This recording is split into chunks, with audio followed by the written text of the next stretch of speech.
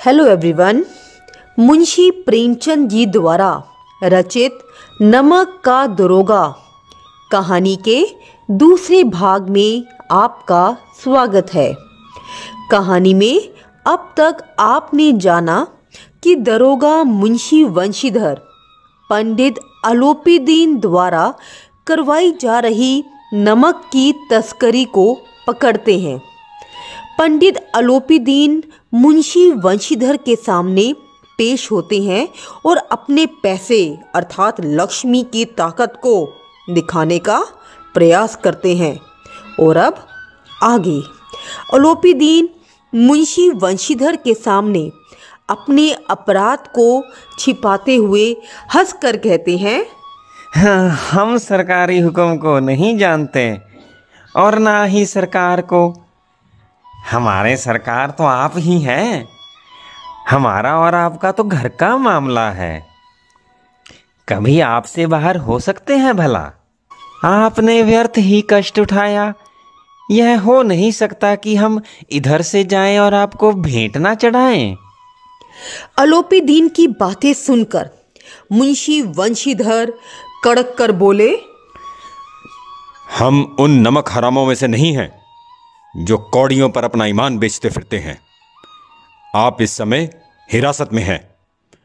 आपका कायदे के अनुसार चालान होगा। मुझे अधिक बातों की फुर्सत नहीं है। जमादार बदलू सिंह, तुम इन्हें हिरासत में ले लो, मैं हुक्म देता हूं। पंडित आलोपीदीन स्तंभित हो गए। ऐसा अपमान इससे पहले उन्होंने कभी ना सहा था। बहुत दीन भाव से बोले, बाबू साहब ऐसा ना कीजिए, हम मिट जाएंगे, इज्जत धूल में मिल जाएगी। हमारा अपमान करने से आपके हाथ क्या आएगा? हम ऐसी बातें नहीं सुनना चाहते। आलोपीदीन को अपनी धन की शक्ति पर पूरा भरोसा था। अपने मुनीम से उन्होंने कहा, लाला जी 1000 रुपये बाबू साहब को भेंट करो। आप इस समय भूखे सी हो रहे हैं।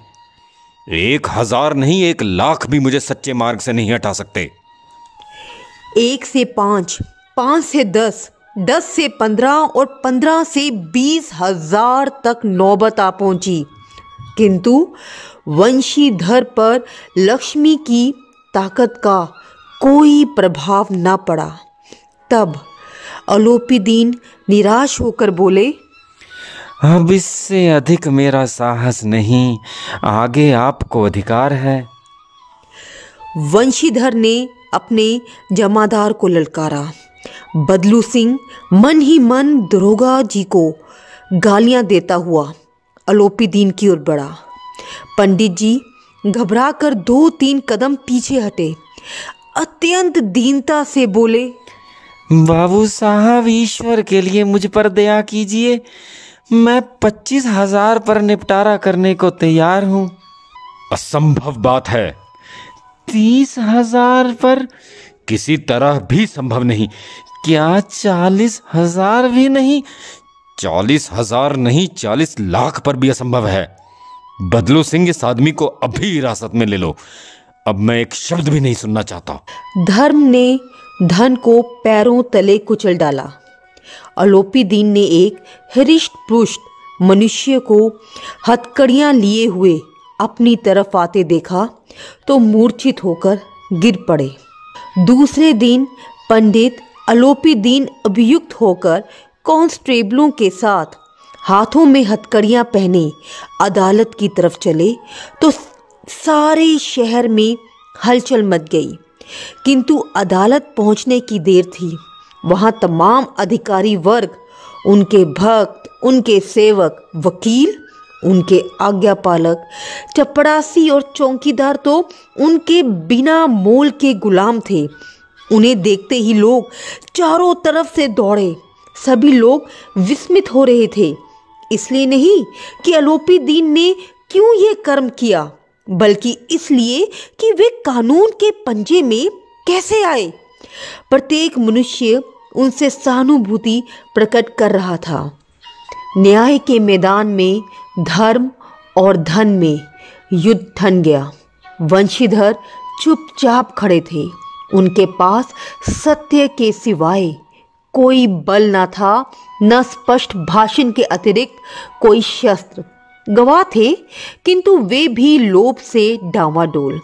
यहाँ तक कि मुंशी जी को न्याय भी अपनी ओर से कुछ खिंचा हुआ सा दिख पड़ता था। वह न्याय का दरबार था, परंतु उसके कर्मचारियों पर पक्षपात का नशा छाया हुआ था। जहाँ पक्षपात हो वहाँ न्याय की कल्पना भी नहीं की जा सकती। मुकदमा शीघ्र ही समाप्त हो गया। डिप्टी मजिस्ट्रेट ने अपने फैसले में लिखा, पंडित अलोपीदीन के विरुद्ध दिए गए सभी सबूत निराधार हैं। वे एक बड़े व्यापारी हैं। वे थोड़े लाभ के लिए ऐसा काम नहीं करेंगे। यद्यपि नमक के दरोगा मुंशी वंशीधर का अधिक दोष नहीं, लेकिन ये बड़े खेद की बात है कि उनकी विचारहीनता के कारण एक भले मानुष को कष्ट झेलना पड़ा। भविष्य में उन्हें होशियार रहना चाहिए। पंडित अलोपीदीन मुस्कुराते हुए बाहर निकले। वकीलों ने यह फैसला सुना तो उछल पड़े। जब वंशीधर बाहर निकले तो चारों ओर से उनके ऊपर व्यंग्यवाणों की वर्षा होने लगी। वंशीधर ने धन से बैर मोल लिया था, उन्हें इसका मूल्य तो चुकाना ही पड़ना था। बड़ी कठिनाई से एक ही सप्ताह बीता होगा कि सस्पेंशन का आदेश आ पहुंचा। कर्तव्य परायणता का दंड मिला। बेचारे शोक और खेद से व्यथित घर को चले। जब मुंशी वंशीधर घर पहुंचे और बूढ़े पिताजी ने सस्पेंशन का समाचार सुना तो सिर पीट लिया। बोले, चलते चलते इस लड़के को समझाया था, लेकिन इसने एक न सुनी। अपनी मनमानी करता है। ईमानदार बनने चले हैं, पढ़ना लिखना सब अकारथ गया। जी चाहता है तुम्हारा और अपना सिर फोड़ लूं। वृद्धा माता को भी दुख हुआ। तीर्थ यात्रा की कामना मिट्टी में मिल गई। एक दिन संध्या के समय बूढ़े मुंशी जी बैठे राम नाम की माला जप रहे थे। उसी समय उनके द्वार पर सजा हुआ रथ आकर रुका। कई नौकर कंधों पर लाठियां रखे साथ थे। बूढ़े मुंशी जी अकवानी को दौड़े। देखा तो पंडित अलोपीदीन है। झुककर दंडवत की, हमारा भाग्य उदय हुआ जो आपके चरण इस द्वार पर आए। आप हमारे पूज्य देवता हैं, आपको कौन सा मुंह दिखावें। क्या करें, लड़का अभागा कपूत है। ईश्वर ने संतान चाहे रखे पर ऐसी संतान ना दे। अलोपीदीन ने कहा, नहीं भाई साहब, ऐसा ना कहिए। ऐसी संतान को और क्या कहूं। पंडित अलोपीदीन ने अब वंशीधर से कहा, दारोगा जी, इसे खुशामद ना समझिए। उस रात को आपने अपने अधिकार बल से मुझे अपनी हिरासत में लिया था, किंतु आज मैं स्वेच्छा से आपकी हिरासत में आया हूँ। मैंने हजारों रईस अमीर देखे, हजारों उच्च पदाधिकारियों से काम पड़ा, किंतु मुझे परास्त किया तो आपने। मैंने सबको अपना और अपने धन का गुलाम बनाकर छोड़ दिया। मुझे आज्ञा दीजिए कि आपसे कुछ विनती करूं। वंशीधर ने पंडित जी की ओर देखा और कहा, यह आपकी उदारता है जो ऐसा कहते हैं। मैंने जो कुछ किया अपने धर्म व कर्तव्य को ध्यान में रखते हुए किया। मैं आपके सामने किस योग्य हूं, किंतु जो कुछ सेवा मुझसे हो सकती है वह मैं अवश्य करूंगा। तभी अलोपीदीन ने एक स्टाम्प लगा हुआ पत्र निकाला और उसे वंशीधर के सामने रखकर बोले, इस पद को स्वीकार कीजिए और अपने हस्ताक्षर कर दीजिए। जब तक यह काम पूरा ना कीजिएगा द्वार से ना हटूंगा। मुंशी वंशीधर ने उस कागज को पढ़ा तो आंखों में आंसू भर आए। पंडित अलोपीदीन ने उनको अपनी सारी जायदाद का स्थायी मैनेजर नियुक्त किया था। 6000 वार्षिक वेतन के अतिरिक्त रोजाना खर्च अलग सवारी के लिए घोड़ा, रहने को बंगला, नौकर चाकर मुफ्त। मुंशी वंशीधर कंपित स्वर में बोले, पंडित जी, मुझ में इतनी सामर्थ्य नहीं है कि आपकी उदारता की प्रशंसा कर सकूं, किंतु ऐसे उच्च पद के मैं योग्य नहीं हूं। मुझे इस समय एक अयोग्य मनुष्य की ही जरूरत है। और फिर अलोपीदीन ने कलम निकाली और वंशीधर के हाथ में देकर बोले, ना मुझे विद्वता की चाह है, ना अनुभव की, ना कार्यकुशलता की। इन गुणों का परिचय खूब पा चुका हूँ। अब सौभाग्य ने मुझे वह मोती दे दिया है जिसके सामने योग्यता और विद्वता की चमक फीकी पड़ जाती है। यह कलम लीजिए, अधिक सोच विचार ना कीजिए, हस्ताक्षर कर दीजिए।